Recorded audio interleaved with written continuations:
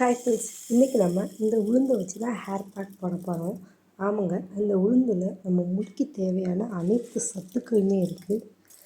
இந்த உளுந்து நம்ம முடி உதிர்வதை குறைத்து நம்ம முடியோட வேர்லேருந்து நல்லா ஸ்ட்ராங்காக வளர உதவி செய்து நம்ம முடி பட்டு போல் மென்மையாக்க இந்த உளுந்து உறுதுணையாக இருக்குது.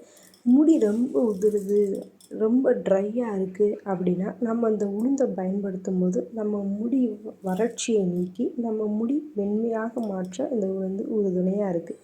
அதுக்காக தான் இன்றைக்கி நான் ஹேர் பேக்காக இந்த உளுந்தை எடுத்துருக்கிறேன். சேனலை சப்ஸ்கிரைப் பண்ணிக்கோங்க. அப்படியே பக்கத்தில் உள்ள பெல் ஐக்கானே கிளிக் பண்ணிக்கோங்க. அப்போ தான் நான் போடுற வீடியோ உங்களுக்கு நோட்டிஃபிகேஷனாக வரும். வாங்க வீடியோக்குள்ளே போகலாம். இந்த உளுந்தில் ஒரு 2 ஸ்பூன் உளுந்து எடுத்து நீங்கள் நைட்டே நல்லா ஊற போட்டு வச்சுக்கோங்க. நான் நைட்டே இதை ஊற போட்டு வச்சுக்கிட்டேன். இது கூடவே 2வது ஒரு பொருள் சேர்க்க போகிறேன், அதுதான் வெந்தயம். வெந்தயத்தை பற்றி உங்களுக்கே நல்லா தெரியும், முடி வளர்ச்சிக்கு உறுதுணையாக இருக்கும். இந்த வெந்தயத்தில் ஒரு ஸ்பூன் அளவுக்கு இந்த உளுந்தோடு சேர்த்து நான் நைட்டே இதை ஊற வச்சு நான் எடுத்துக்கிறேன்.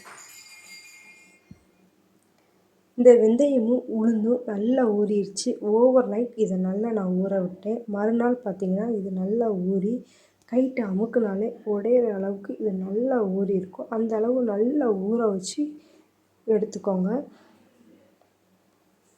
இந்த வெந்தயத்தையும் இந்த உளுந்தையும் நம்ம ஒன்றா சேர்த்து பயன்படுத்தும் போது நம்ம முடிக்கு இது டபுள் பெனிஃபிட் தாங்க.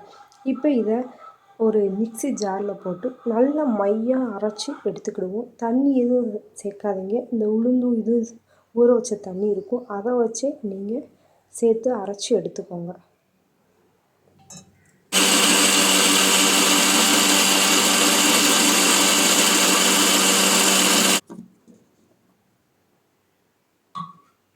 நான் எக்ஸ்ட்ரா எந்த தண்ணியும் சேர்க்கலை. உளுந்து ஊற வச்ச தண்ணியவே நான் ஊற்றி அரைச்சிக்கிறேன்.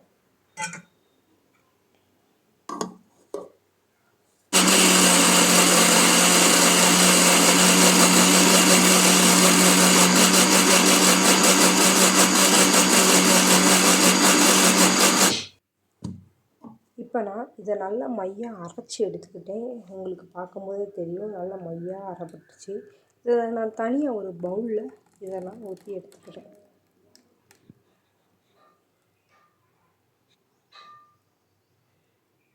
இது பார்க்கும்போதே சூப்பராக இருக்குங்க. அப்படியே நம்ம அரைச்சி எடுத்துருக்குது நல்லா மையாக அரைச்சிருக்கிறதுனால நல்லா வலுன்னு இருக்கும். நம்ம முடிக்கு இதை யூஸ் பண்ணும்போது இன்னும் சூப்பராக இருக்கும். இது அப்படியே ஹேருக்கு அப்ளை பண்ண போகிறது கிடையாது. இது கூட இன்னொரு பொருளை நான் சேர்த்துக்கிட போகிறேன். அது என்னென்னு பார்த்தீங்கன்னா விளக்கெண்ணெய் தான். விளக்கெண்ணெய் இதில் நான் ஒரு ஸ்பூன் அளவுக்கு நான் சேர்த்துக்கிறேன். சேர்த்துட்டு இதை நல்லா மிக்ஸ் பண்ணி எடுத்துக்கோங்க. இந்த விளக்கெண்ணெய் ஃபுல்லாக எல்லா உளுந்துலேயும் நல்லா மிக்ஸ் ஆகிற அளவுக்கு நல்லா மிக்ஸ் பண்ணிக்கோங்க.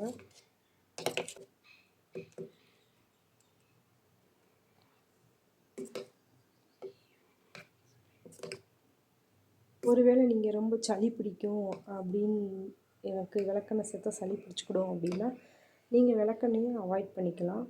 விளக்கெண்ணெய் சேர்க்காமல் அப்படியே நீங்கள் ஹேர் பேக் போட்டுக்கலாம். இப்போ நான் இதை நல்லா மிக்ஸ் பண்ணிவிட்டேன்.